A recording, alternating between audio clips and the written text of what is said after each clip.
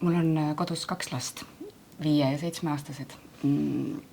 Ja mu poeg on viimased paar aastat väga intensiivselt rääkinud või küsinud, et miks me ei ela maal.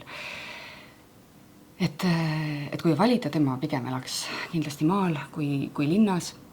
Ta tahab väga tihti minna vanaisale külla, kes elab maal, ta tahaks teha igasuguseid kalal käia, puukuuris toksida, matkata, meisterdada.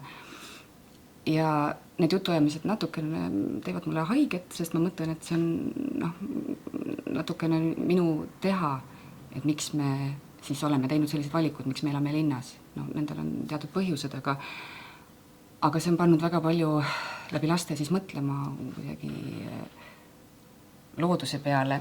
Ja kui ma loen neile õhtuti Astrid Lindgreni, hakkasin lugema Pullervilapsi ja Vahtre Memmilit, ma sain sellest nii suure elamuse, sest see, kuidas see kirjanik kirjeldab loodust ja loodusega koos olemist ja üks olemist, see tuletas mulle meelde, et minu lapsepõlv oli selline, nagu oli Pullervi laste maailm.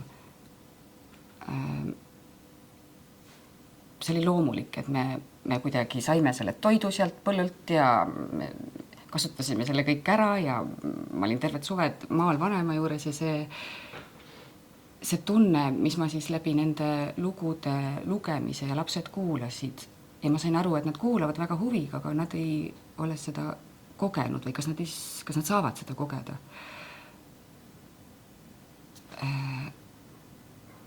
Ja see tekitas sellise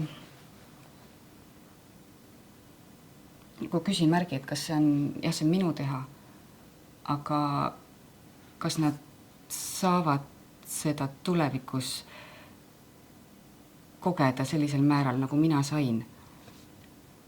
Ja ma mõtlen kuidagi Eesti peale, Eesti on nii väike ja meil on, see mets on nagu nii suur väärtus, see on meie nagu turismimagnet, mille pärast tullakse siia, mille pärast võiks tulla, mille pärast meie ise võiksime veeta aega metsas, mis on põhimõtteliselt nagu retreati koht või see on nagu spa, et sa ei pea minema selleks, me ei pea ehitama spaasid, et seal olla soojas vees, vaid olla lihtsalt metsas, päev otsa saada see hingeline mingisugune puhastus.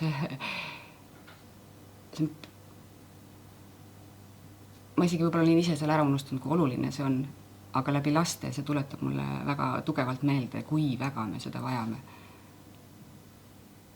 Kui oluline see on.